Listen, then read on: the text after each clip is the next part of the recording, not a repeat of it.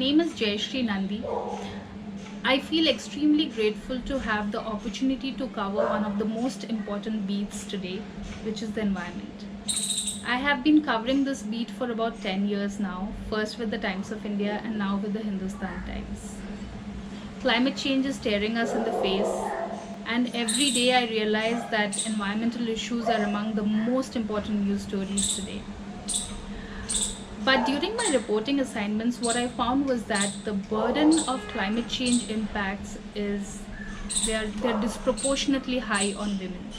This could be because in most parts of our country, women have the responsibility of sourcing clean water and nutritious food.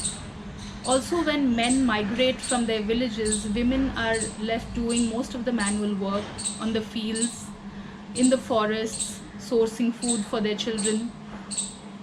So women live in very close proximity with the environment and with forests. But they are rarely consulted on any infrastructure projects or any policy decisions. I would like to give a few examples. For example, when I was traveling in Uttarakhand I went to Gangotri for a story, and I found that for the Bhagirathi eco-sensitive zone, the mandate was to consult women on what kind of an eco-sensitive zone they wanted and what kind of projects will be allowed in that eco-sensitive zone. But women told me that they were not only not consulted, but they were used as proxies by their husbands, by other people, powerful people in the villages. They were also, and most of these public hearings, finally people who attended these public hearings were the hydropower lobby or the contractor lobby, and mostly represented by men. So the women's ideas of what kind of development they wanted in that region was never heard. Similar stories are seen almost everywhere in the country. For example, when I was doing a story on farming and agriculture and the role of women in agriculture, I found that most women do not have a farmer status. This means that they are not recognized as farmers in the government records. This is because they do not have land rights, and even while we are equal citizens, most women haven't realized their land rights and work as manual informal labor in other people's lands.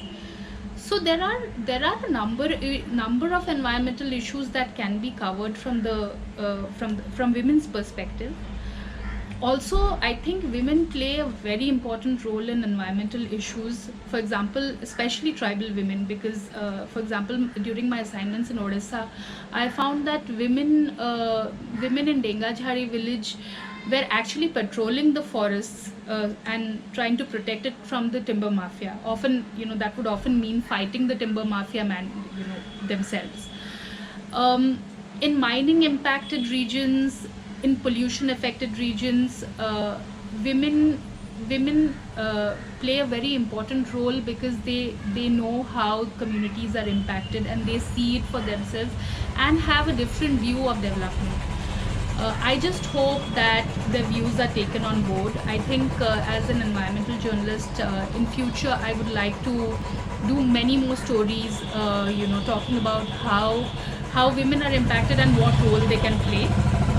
And I would expect that the younger environmental journalists also do the same. I wish the Ladli Media Awards, 11th edition of the Ladli Media Awards, my very best. And I also, it's your foundation day, so all the best to you, because the Ladli Media Initiative is a very important media initiative, and it has recognized so many important and significant works by journalists across the country, women journalists across the country. So all the best to you. Thank you.